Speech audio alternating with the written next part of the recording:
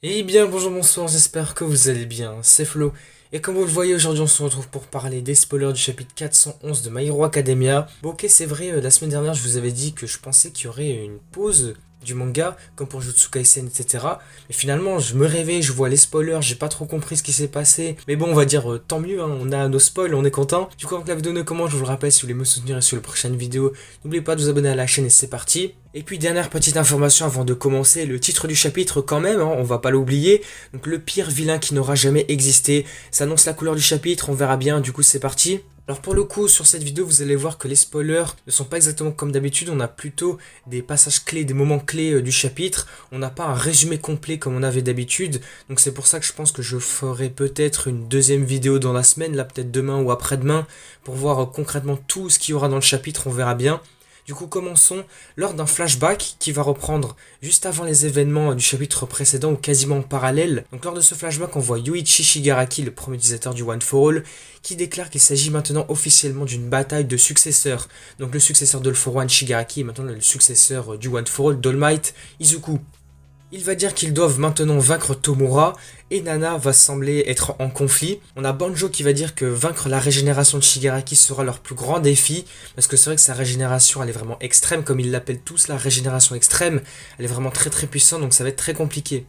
Le chapitre va continuer, nous allons voir une main géante apparaître dans les vestiges du One for All. Donc j'imagine que vous l'aurez compris, c'est la main de Shigaraki qui est représentée ici. Donc ça se passe exactement au moment du chapitre précédent où il va toucher le visage d'Izuku. Donc à cet instant, on a Shinomori, le quatrième utilisateur, qui va se sacrifier.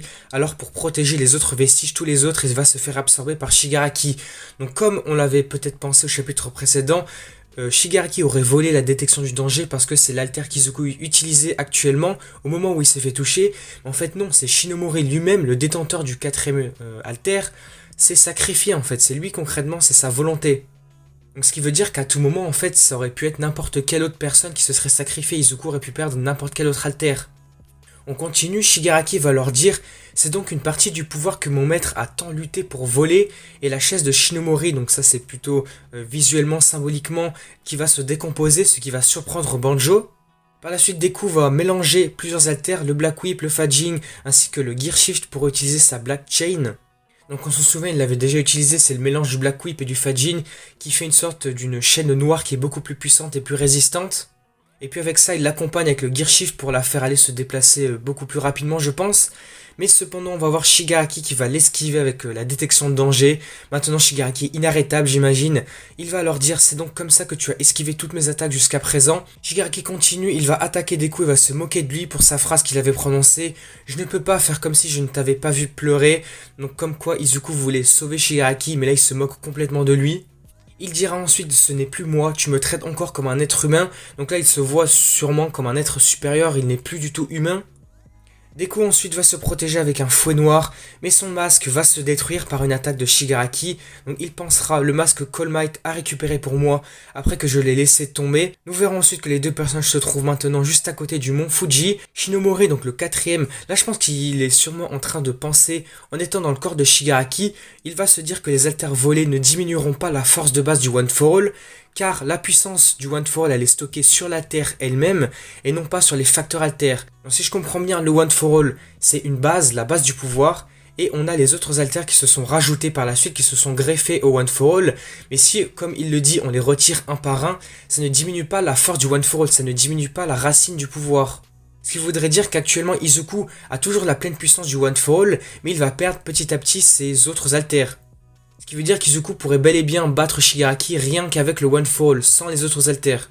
On continue, donc on a le sixième utilisateur qui va dire, donc N, il dit qu'il devrait s'enfuir car Shigaraki peut voler maintenant tous les alters en un clin d'œil. Donc j'espère vraiment que Horikoshi ne va pas faire un scénario comme ça serait trop triste de voir tous les alters disparaître comme ça, partir du côté de Shigaraki, ça serait trop triste vraiment. On continue, Shigaraki va sourire et va profiter du moment. Banjo, le cinquième utilisateur, va dire que s'il venait à détruire le mont Fuji qui se trouve derrière Izuku, il y aurait de la lave qui va en sortir et ça serait vraiment encore pire, ça serait un scénario catastrophe là. Et le sixième utilisateur va dire que Shigaraki n'est pas seulement le successeur d'All for One maintenant, il est carrément la destruction elle-même, il est l'incarnation de la destruction. Et puis le chapitre va se terminer sur cet instant, sur cette dernière page du chapitre. Deku va dire, il y a quand même une raison à tout cela. Il va repenser à sa discussion avec Ochako, et en souriant il va dire, tu es encore humain. Il va sourire et va couvrir son bras avec le fouet noir, se préparant à attaquer Shigaraki. Lorsque le sens du danger s'active autour de Shigaraki, le chapitre se termine là. On sait pas, on n'a pas d'informations s'il y aura une pause la semaine prochaine ou pas. Du coup voilà, les spoilers vont s'arrêter là. Les spoilers clés, on va dire, les informations clés, les leaks, s'arrêtent là, puisqu'on aura sans doute les spoilers complets, le résumé complet. Dans 1 ou 2 jours, je ferai peut-être une vidéo, je pense, pour avoir un peu plus d'informations là-dessus. Du coup voilà, on s'arrête là pour les spoilers. Le chapitre aura été vraiment incroyable. N'hésitez pas à aller voir les spoilers, donc les images du chapitre, parce qu'elles sont vraiment belles. C'est vraiment très beau à voir, le chapitre est incroyable. Du coup voilà, le chapitre aurait été incroyable du début à la fin. J'espère qu'on aura plus d'informations là, du coup dans quelques jours, je ferai sans doute une vidéo. Mais en tout cas, le chapitre aurait été incroyable. Je me répète, c'est la 3e fois que je le dis. Mais n'hésitez pas à me faire part de vos impressions, vos théories, tout ça dans les commentaires. Parce que vraiment, j'aurais trop apprécié ce chapitre, il était super bien. Vraiment très bien amené. Vu comment il se termine avec Izuku, son sourire, sa volonté de continuer à se battre contre Shigaraki et essayer de le sauver. C'est vraiment super beau. Du coup voilà, on s'arrête là pour cette vidéo. Si elle vous a plu, n'hésitez pas à liker, à commenter, à partager comme d'habitude. Et surtout, n'oubliez pas de vous abonner à la chaîne pour me soutenir et sur les prochaines vidéos. Et du coup, moi je vous dis à la prochaine.